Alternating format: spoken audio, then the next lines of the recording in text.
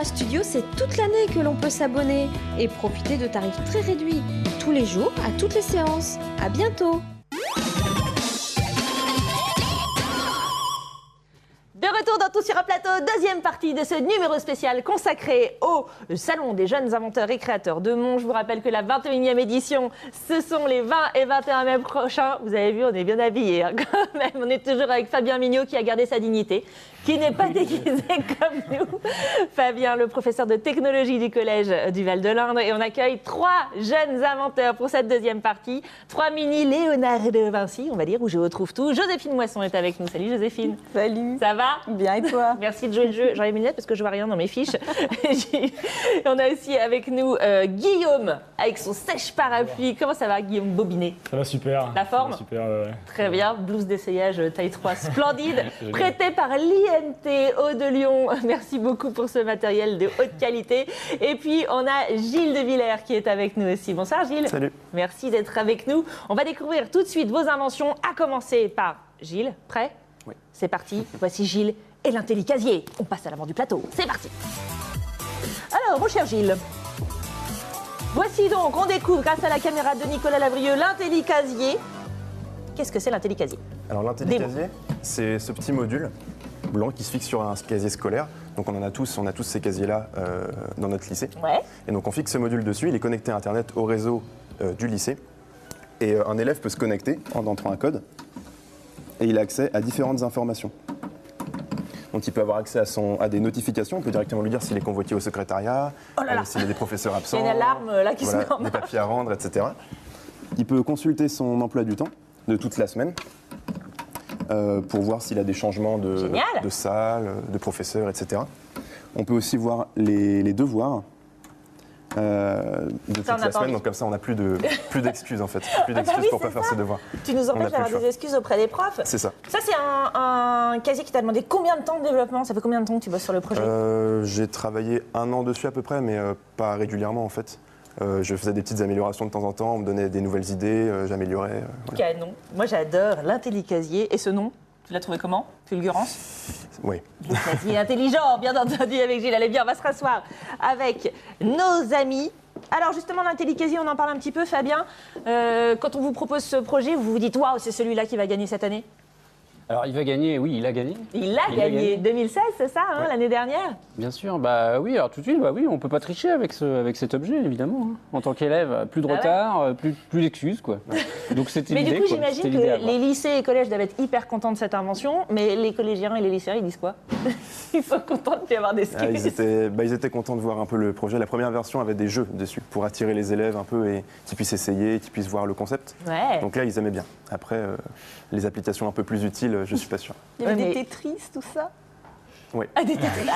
Des serpents. Des Kong, le serpent. Le serpent. Il y avait tout Il faut ça. les remettre. Non, mais c'est complètement génial. Comment cette idée, elle germe dans ton esprit? Parce qu'on se dit toujours, tiens, j'aimerais bien inventer un truc, mais à quel moment tu te dis, tiens, l'intellicasier, ça peut être vraiment une vraie réponse? C'était vraiment une évolution au début. Donc on a tous des casiers comme ça dans notre lycée. J'avais vu quelqu'un qui avait mis des LED à travers certains des trous des grilles de la grille en fait. Cool. Et c'était sympa, j'ai trouvé l'idée intéressante et j'ai voulu tout de suite améliorer le concept en fait et le pousser beaucoup plus loin.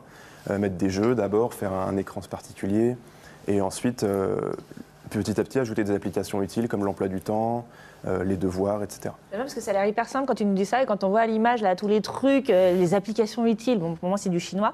Fabien, quand on va passer à un projet comme ça en tant que prof de techno, on se dit waouh. Ah ouais, ben là c'est un projet lycéen là. Ouais. Collégien là, c'est un peu compliqué quand même. Ça va, On va pas se le cacher. Hein. C'est l'avenir, on va dire. Et puis alors du coup, on l'a découvert en première partie, partenariat entre le Salon de Mons et le concours Lépine. Donc paf, propulsé à Paris au concours Lépine, comment ça se passe? À Strasbourg.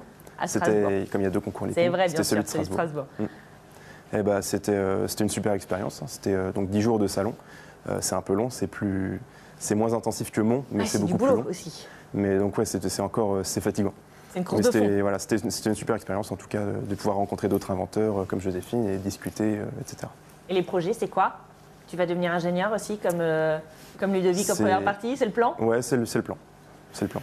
Très bien, bon, on va suivre tout ça. Et tout de suite, on passe à la deuxième invention. Je remets mes lunettes parce que c'est un peu dangereux, évidemment. On est prêt?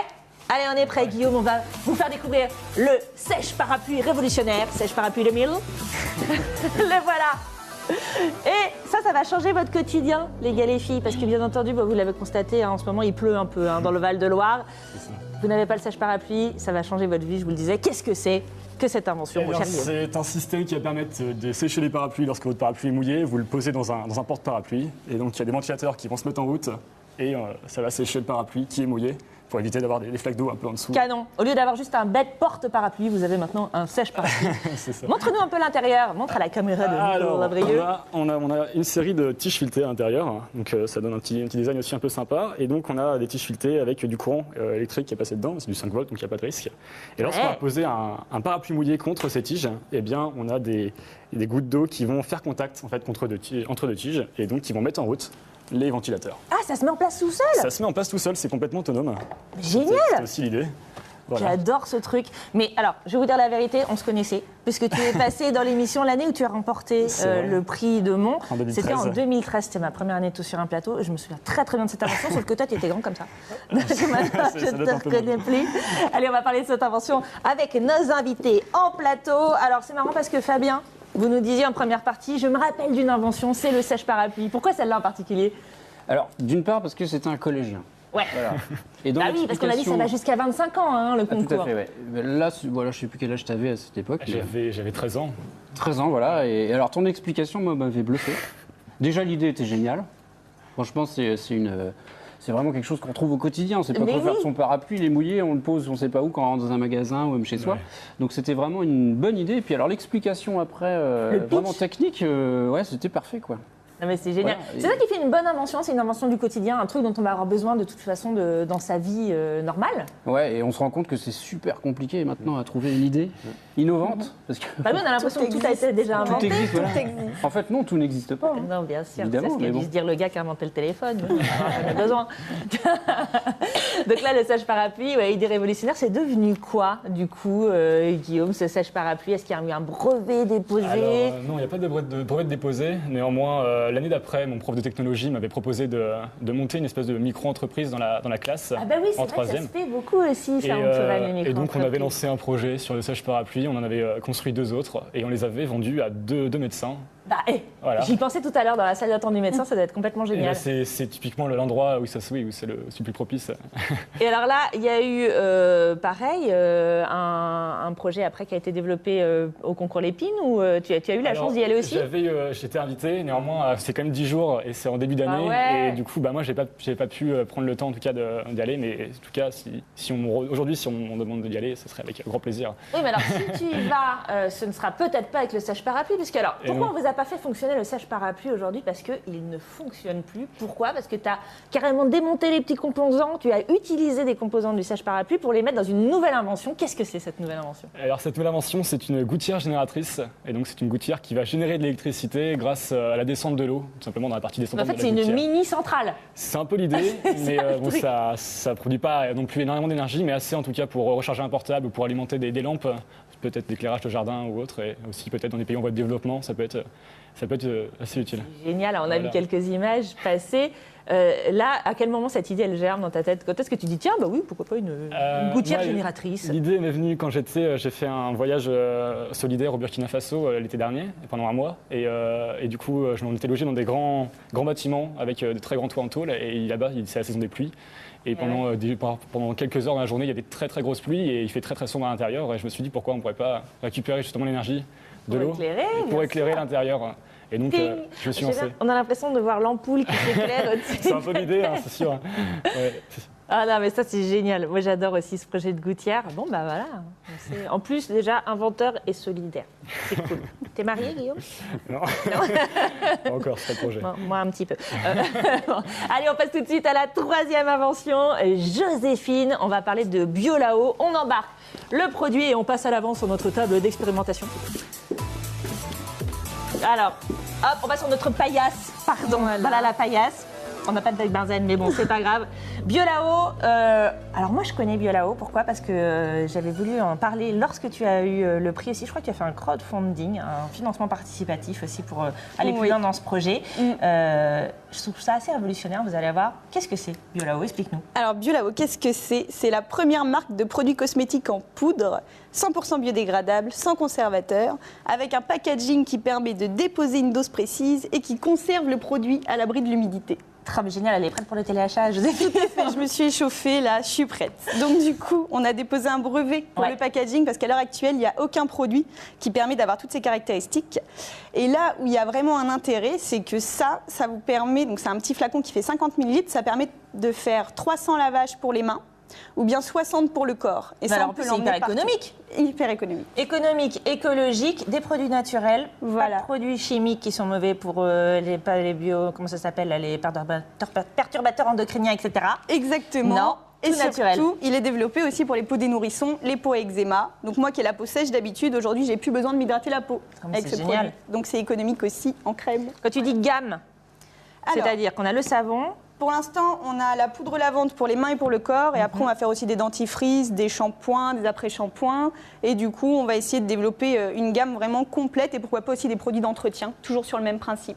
Il y a des projets là-dedans. Allez hop, on repart en plateau pour parler un petit peu plus de Biolao. Moi, ce que j'aime beaucoup dans ce projet, c'est qu'en plus, on est dans une tendance de fond de société, c'est-à-dire qu'on est aussi sur la réduction des déchets, forcément. On n'est plus dans ces trucs en plastique qu'on va utiliser avec le savon, le shampoing, etc. Ça, c'est intéressant aussi, Fabien, de s'intéresser aux tendances et la façon dont on révèle des choses, finalement, que les... Je ne vais pas arriver à faire cette phrase, c'est pas grave, on va la reprendre. Les tendances de société révélées par les jeunes inventeurs, c'est aussi ça. Hein. Tout à fait. Alors, on parle beaucoup de développement durable. Ouais. Alors, au salon des jeunes inventeurs, il y a aussi cette notion-là. C'est-à-dire, dans les inventions, le jury qui passe, évidemment, fait attention à ça. C'est-à-dire, dans les idées qui sont choisies, il y a toujours l'aspect environnement qui apparaît. Ouais. Donc, alors pas tout le temps, mais souvent dans les projets, il y a cet aspect-là. Là, on le voyait tout à l'heure encore avec la génératrice, là, dans la gouttière. C'est ça. Voilà, on est encore dans cette idée-là. Des procurations d'environnement, de société, et puis de facilitation du quotidien, finalement. C'est peut-être ça un peu la recette. De toute façon, c'est lié. S'il faut trouver une idée, c'est avec quelque chose du quotidien, quelque chose d'actuel, quoi. Voilà, c'est ça. Et alors, Joséphine, parlons un petit peu du produit, parce que, pareil, il y a le prix Amont. Là, vous êtes lauréat 2016, hein, comme Gilles, justement. Qu'est-ce qui se passe ensuite? Et du coup, j'ai été invitée par le directeur du concours Lépine à venir à Strasbourg. Donc, j'ai eu un stand à Strasbourg. Et là, j'ai gagné 2 prix. Donc, la médaille d'or de l'Organisation mondiale de la propriété intellectuelle et la médaille d'argent du concours Lépine. Donc, ravie.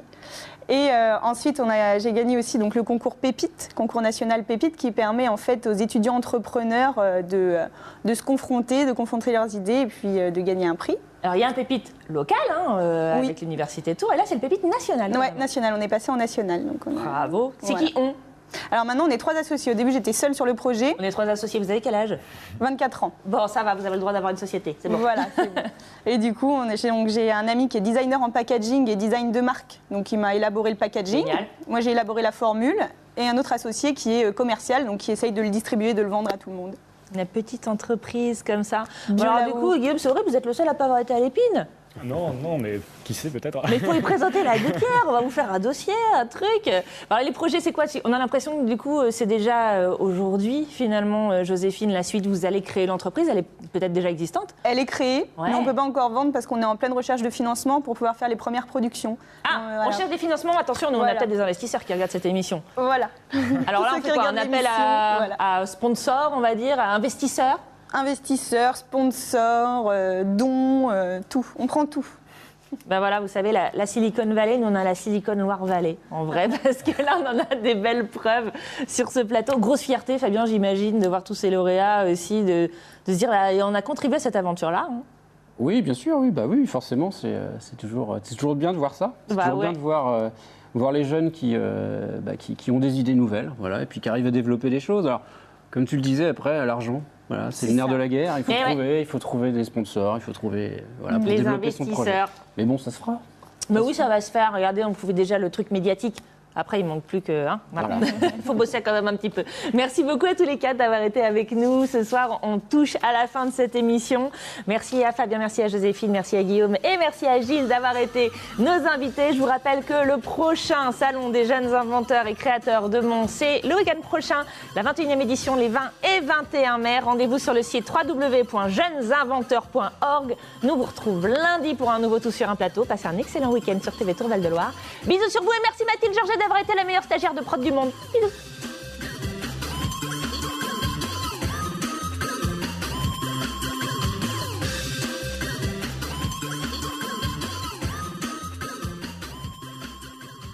Au Cinéma Studio, c'est toute l'année que l'on peut s'abonner et profiter de tarifs très réduits, tous les jours, à toutes les séances.